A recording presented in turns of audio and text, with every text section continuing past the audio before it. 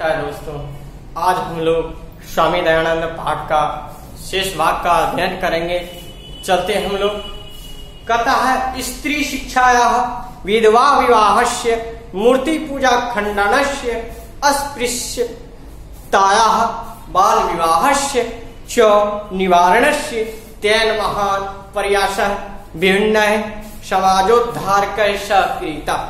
कहता है स्त्री शिक्षा का और विधवा विवाह का, मूर्ति पूजा खंडन, अस्पृश्य मतलब छुआछूत, बाल विवाह का निवारण, उनके महान प्रयास। किनके महान प्रयास से? स्वामी दयानंद के महान प्रयास से।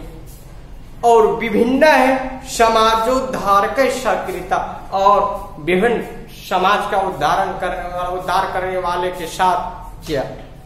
तो इन सब का क्या किया? निवारण किया, जो था इस सबको खत्म कर दिया। स्त्री शिक्षा, विधवा विवाह, मूर्ति पूजा का जो उनका भी खंडन कर दिया, छुआछूत, बाल विवाह इत्यादि का जो निवारण जो है उनके प्रयास से, और जो विभिन्न समाज के उद्धारक थे उनके साथ किए। स्व सिद्धांता नाम, अपने सिद्धांतों के संकलन के लिए सत्यार्थ प्रकाश नाम का ग्रंथन राष्ट्र भाषायां विरच्य स्व अनुयायिना स महानतम उपकारम चकार। कथा अपने सिद्धांतों के संकलन के लिए सत्यार्थ प्रकाश नामक ग्रंथ राष्ट्र भाषा में रचकर अपने अनुयायियों के लिए उन्होंने महान उपकार किए। उनके जो अनुयायी थे उनके लिए महान उपकार किए। पूछा जाता है कि सत्यार्थ प्रकाश नामक ग्रंथ की रचना किसने की? याद रखिएगा, स्वामी दयानंद ने। स्वामी दयानंद के ग्रंथ का क्या नाम है? सत्यार्थ प्रकाश। सत्यार्थ प्रकाश अपने जो है सिद्धांत के संकलन के लिए उन्होंने राष्ट्र भाषा में क्या किए? सत्यार्थ प्रकाश नामक ग्रंथ की रचना करके अपने अनुयायियों के लिए उन्होंने महान उपकार किए। किंच और क्या? वेदान प्रति सर्वेशा धर्मानुयायिनाम ध्यानाम आकर्षण स्वयं वेद भाष्यानि संस्कृत हिंदी भाष्यों रचित हो। कहता और क्या? वेदों के प्रति सभी धर्म अनुयायियों का ध्यान आकर्षित किया। कौन? स्वामी दयानंद के जो अनुयायी थे उनको वेदों के प्रति लगाव के लिए उनका ध्यान आकर्षित करवाए। स्वयं वेद भाष्यानि, कथा स्वयं वेद भाष्य संस्कृत हिंदी भाषा में रचितवान रचना की।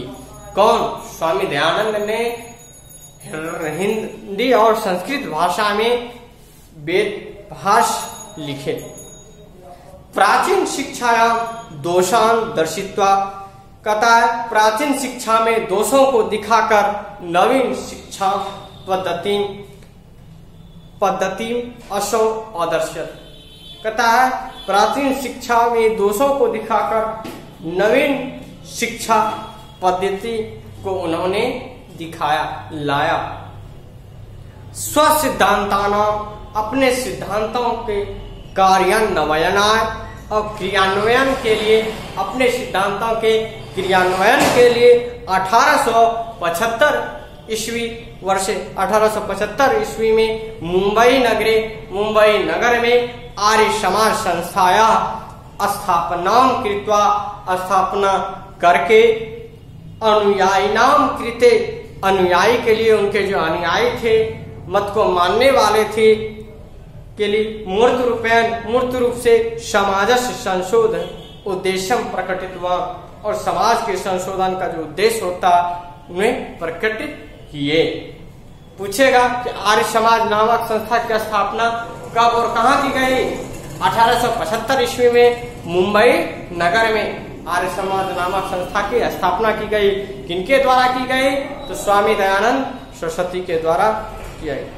संप्रति आज आर्य समाज शाखा प्रशाखा तथा आज जो है आर्य समाज की शाखा और प्रशाखा देशे विदेशेषु च प्रायेण प्रति नगरम वर्तते, तथा देशों और विदेशों यानी प्रत्येक नगर में है।